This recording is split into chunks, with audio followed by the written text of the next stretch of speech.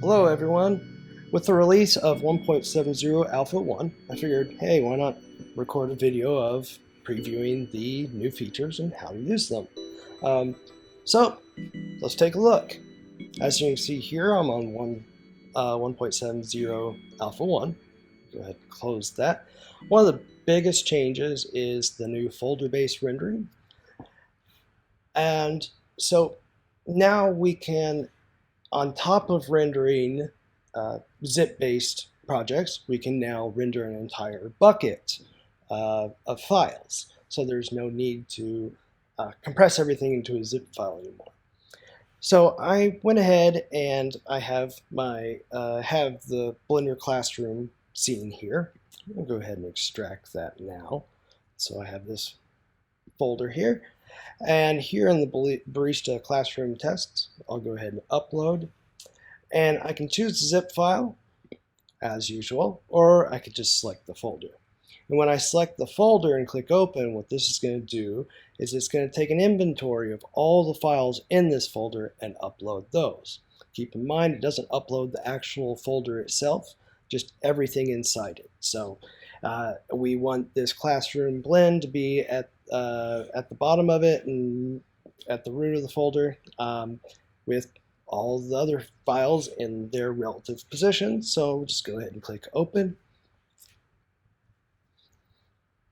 And now it's uploading all the files to that bucket. I do want to point out that the reason it's showing 0 megabytes in the progress is because since this is folder based, it is actually giving you a progress of total files existing and uploaded. So it's not actually, it's never going to show total size. That's only for the zip-based uploads. This progress will of course change over time, but for now I wanted to go ahead and mention because there's going to be a time whenever a progress is going to hit your biggest file and it's going to seem like it's stalled when in fact it's just uploading that one file, and then it will progress once it's through it. So I'll go ahead and cancel this so we don't have to watch it upload. And I have everything uploaded here in this classroom render. And as you can see, here are all the files in their folders.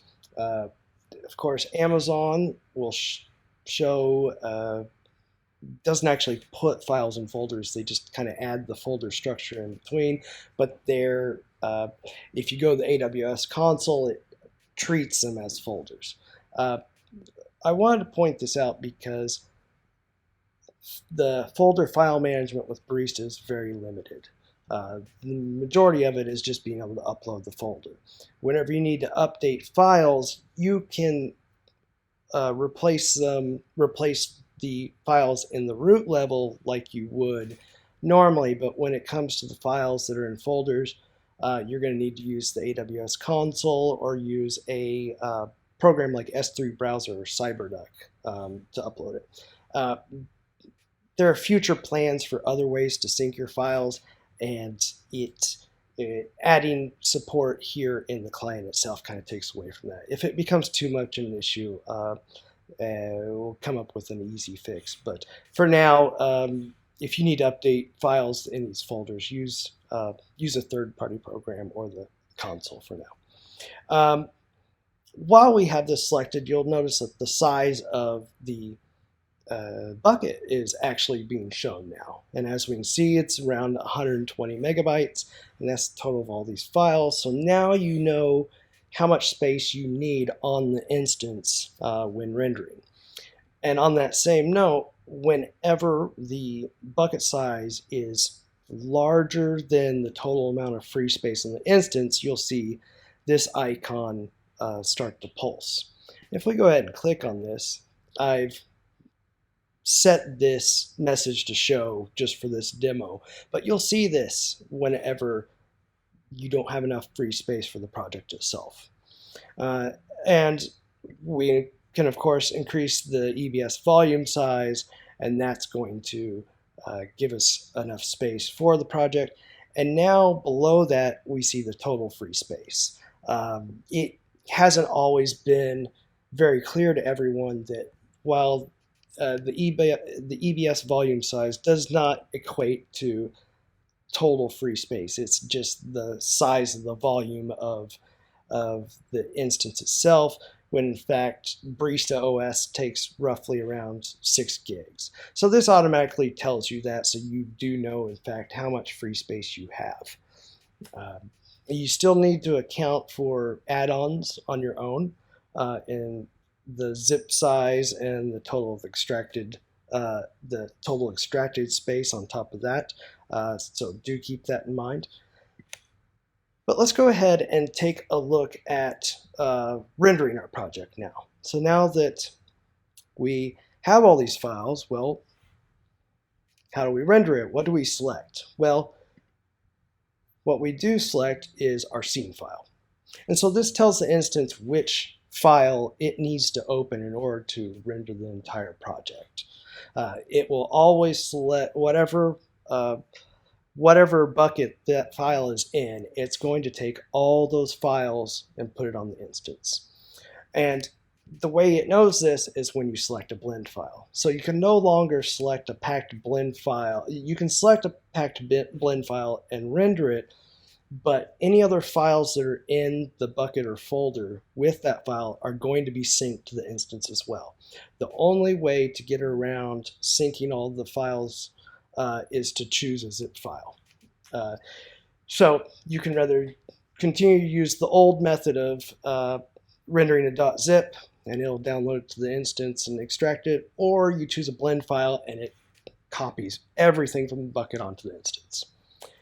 Now, before we render, let's go ahead and take a look at some of the other options.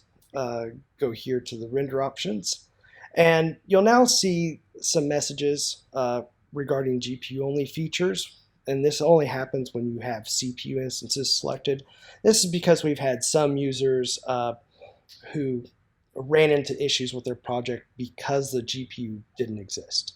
And it's very understandable, because you're coming from a local system that has both a CPU and GPU, and coming to a remote platform that has one or the other, or at least has CPU only or CPU and GPU. So this just kind of lets you know that, hey, beware. And if we select Eevee here, it actually mentions that it uses software OpenGL, and the performance is going to be impacted significantly.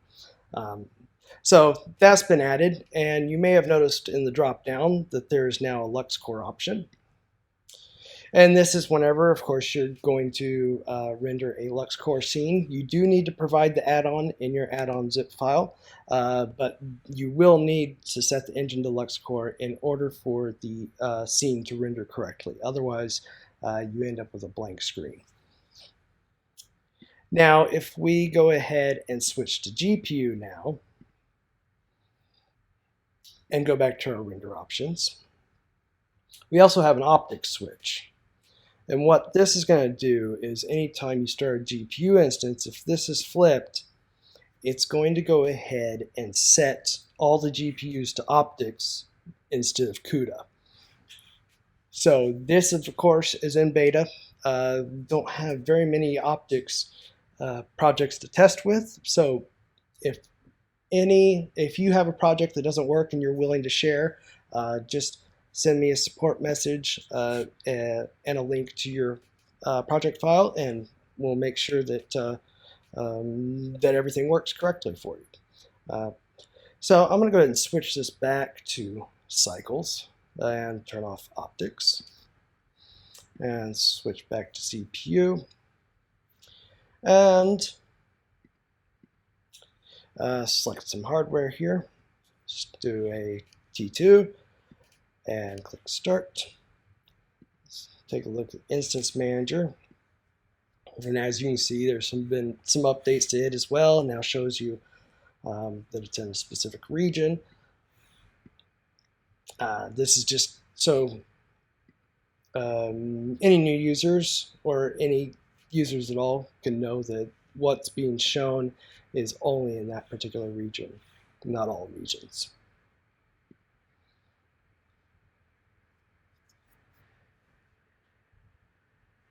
And just wait for these to start up. Here we go.